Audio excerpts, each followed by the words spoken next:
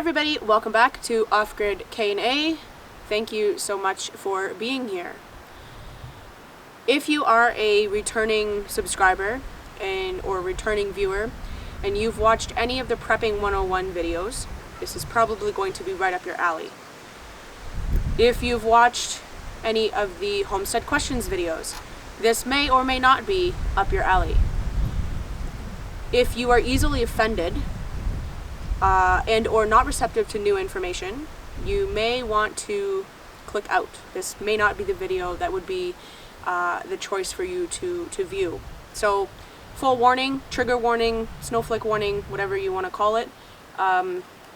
You've been warned. Disclaimer.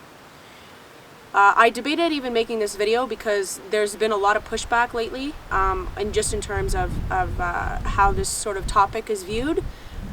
But if there's one thing that I am, it's authentic and it's honest, and I'm not going to be silenced about the truth because people can't handle it, or people don't want to hear about it, or it's uncomfortable. So here we go with the Homestead Questions video. Now, to be clear, this is not a question that we have been asked directly recently. This is not something that we have ever been confronted with, so to speak. No one's ever particularly asked this question, but it is something that a lot of people, it is kind of going around, just in terms of general society and how the world is at the moment. It's sort of a myriad of questions. There are lots of people who ask, where is it legal to live off-grid? And where is the, what area can I live in where I will have the least sort of disruption legally? And other people have asked, why is it illegal to live off-grid? Because it is illegal in some states. So before I get into answering those actual questions, you have to understand the definition of legal and illegal.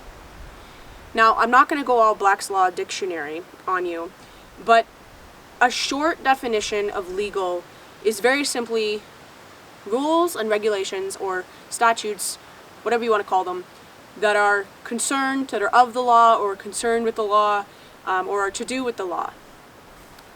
And law in itself is a word. This is a bit of a mind screw if you're not aware of the English language and the origins of the English language. Law is a word, but it's also an acronym that stands for land, air, water. LAW, law. Those are the three types of law that we have. And so if something is considered to be legal or illegal or some sort of legality, it means that it is a rule or a regulation or a statute that has been created by commercial code, typically under one of those forms of law. Now, commercial code in particular operates under maritime law. So all companies, all corporations operate under maritime law. Maritime law is the law of the water, not the land. So with that being said, for those of you that are smart enough to read between the lines on this one, with that being said, you have to ask yourself where the validity is in legalities and illegalities in the first place. Now, for those of you who are smart enough to read between the lines, you'll understand that, or rather, you'll comprehend that a law on water is only to be upheld on water. If we have laws, legal statutes rather, on land that are supposed to only be enforced on water, does that not make you question the validity of those legalities and those legal rules and regulations and statutes in the first place? And the reason that this question is important is because it has a lot to do with why off-grid living is illegal. So the first part of this Homestead Questions video. When you have an off-grid property, whether it's fully off-grid or partially off-grid, obviously fully off-grid, you're not dependent on any public services. partially off-grid, you would still be dependent on some, depending on how your hookup works, whatever. But when you have an off-grid property, you're completely off the grid, which means that you're not paying for any public services. That means that you're independent. It means that you are responsible for your own self. That means that you are your own system. And there's a great amount of pride in that and responsibility in that. There's a great amount of consequence as well. But for some people, that's their choice. For us, that is our choice. And so when you ask why off-grid living is illegal, and you think about the concept of legal versus the concept of lawful, and you combine that with the knowledge of what an off-grid property is, the reason why states have made it, and provinces and countries and whatever else, what have you, which are all corporations, the reason that all of these countries have made it illegal in certain parts of the world to live off-grid is because if you are independent and if you are self-sustainable as much as is possible, if you are reliant upon your own self for fulfilling your own needs instead of someone else or whatever it may be, you're independent. You have an immense amount of responsibility, but you have an immense amount of power. And it's that power that is the problem. Because if you have a society that is powerful, if you have a people that is powerful, you have no control.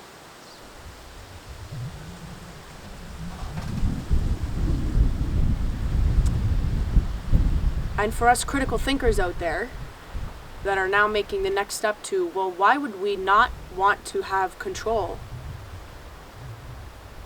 I have no idea. That's a great question. That is a great question. Why would people not want to have control over their own lives? Why would giant conglomerations and corporations not want the people of the society, or any society, to have control over their own means of production and to have control over their own bodies and to have control over their own lives? If anyone is watching out there who runs a business, you understand that a business has to make money. That's what a business is for. Corporations are nothing more than a business. So I don't mean to sound all conspiracy theorist. I'm just pointing out facts here. You have to ask yourself where it comes from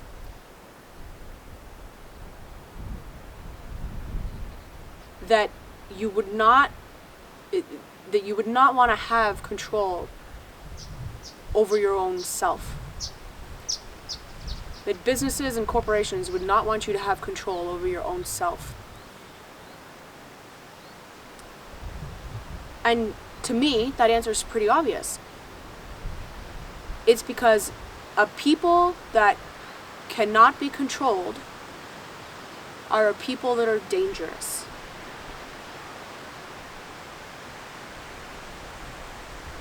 There are people that are dangerous. And we don't like dangerous people in this society. We don't like dangerous people in this society. Because if you have dangerous people, that's compromising your business profits, your corporation's profits.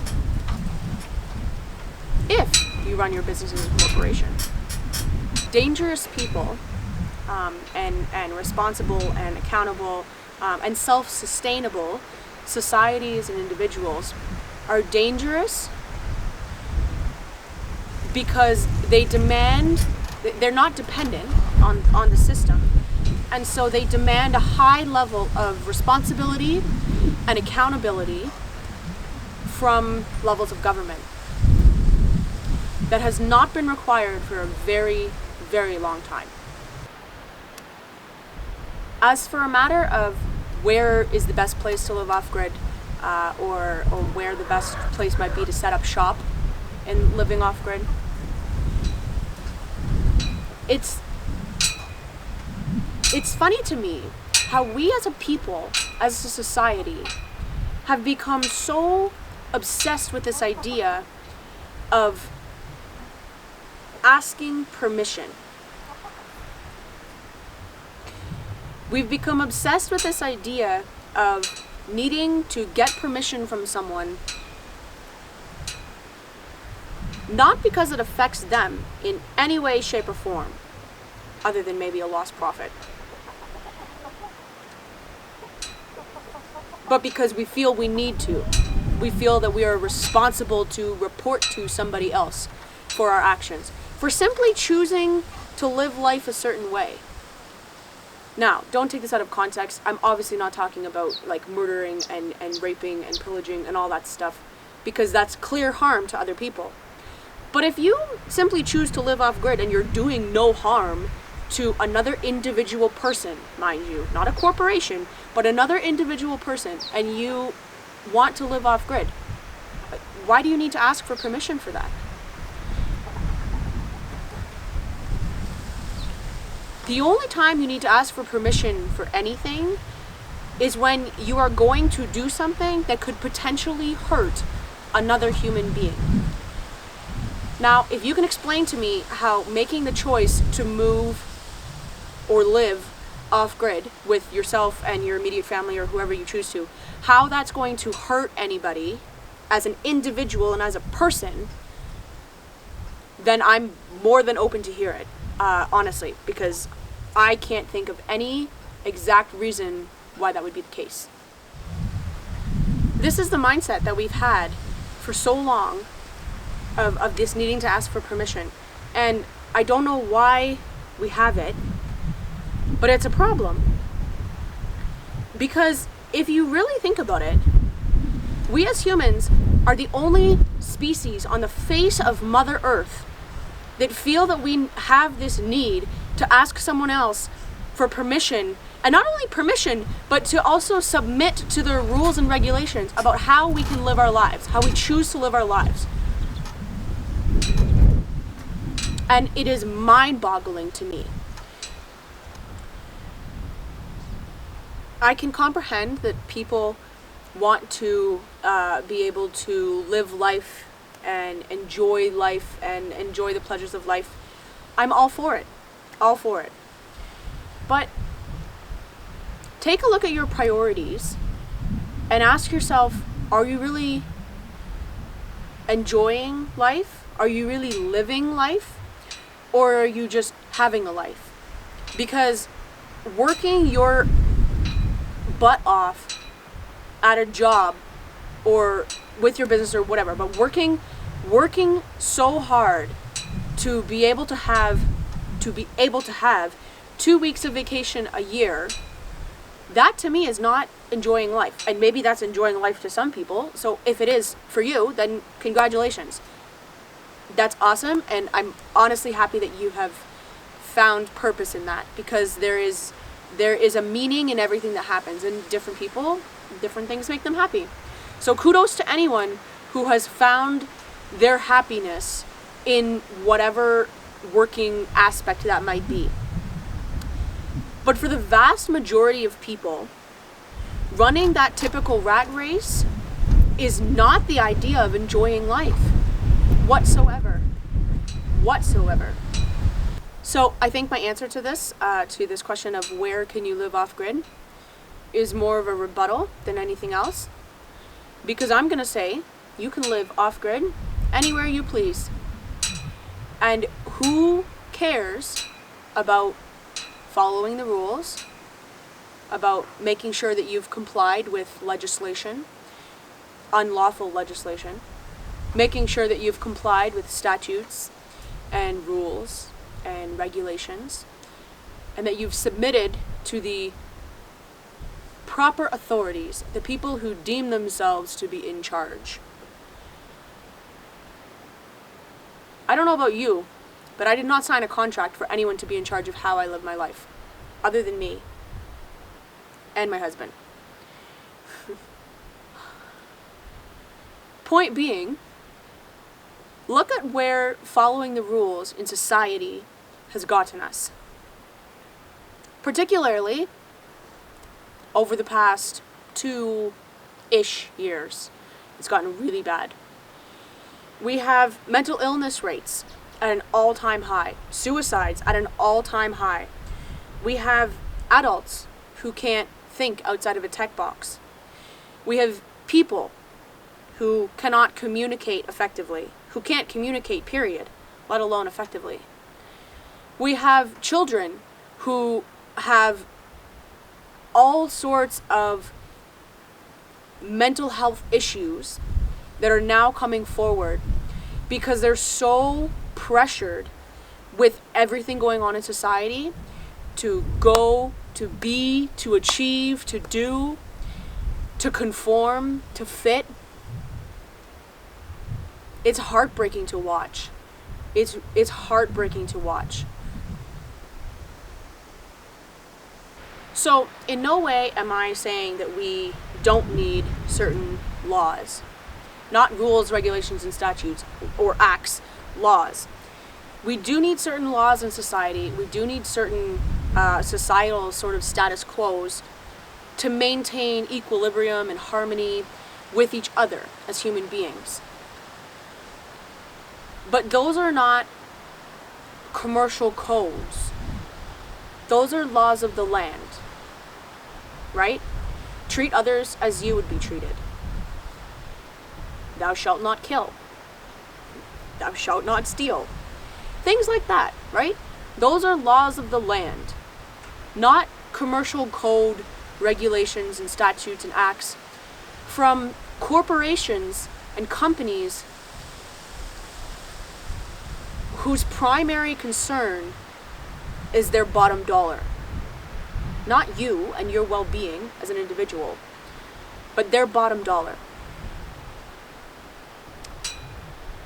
So, I can't say that I hope this video doesn't offend anyone, because it's probably going to make a couple people uncomfortable. It's probably going to make a couple people angry. But I will not apologize for speaking the truth. What I do hope is that I hope this makes you think. I hope this makes you think the next time you're confronted with a situation, or even if you're just observing a situation, for you to ask yourself, regardless of whether it's legal or illegal, because I've explained why that's irrelevant, regardless of whether something is illegal or legal, is it morally correct? Is it morally right? Does your gut feel okay? And hopefully you can answer yes to those questions, but if you answer no to any of those 3 questions, then it shouldn't matter whether it's legal or illegal.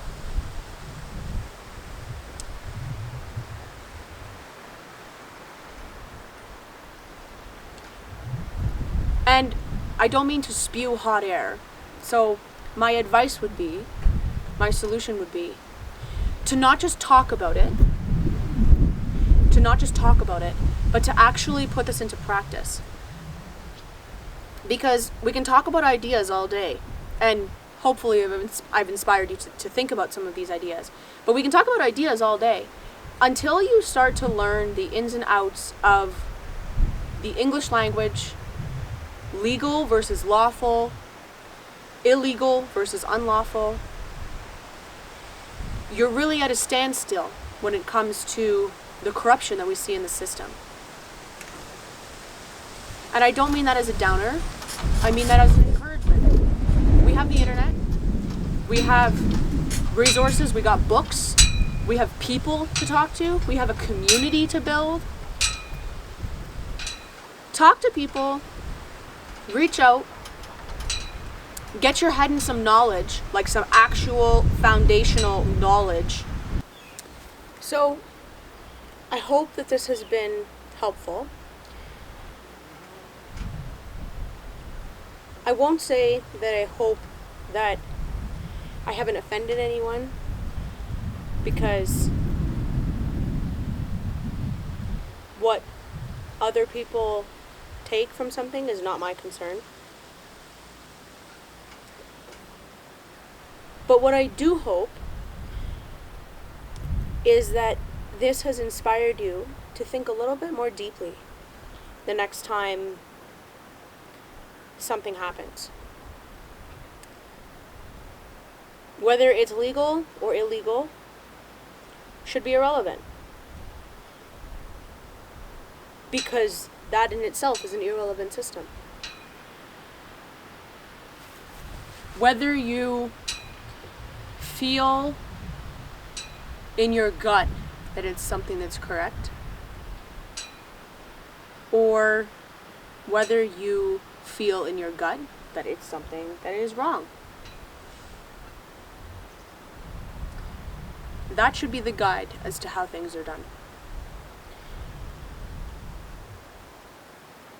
So I hope this has inspired you, like I said, to look a little bit deeper. And if you've stuck with me this long through the video, thank you. I appreciate you. I hope you learned something useful. I hope you got something useful out of this. Thanks, guys. See you on the next one.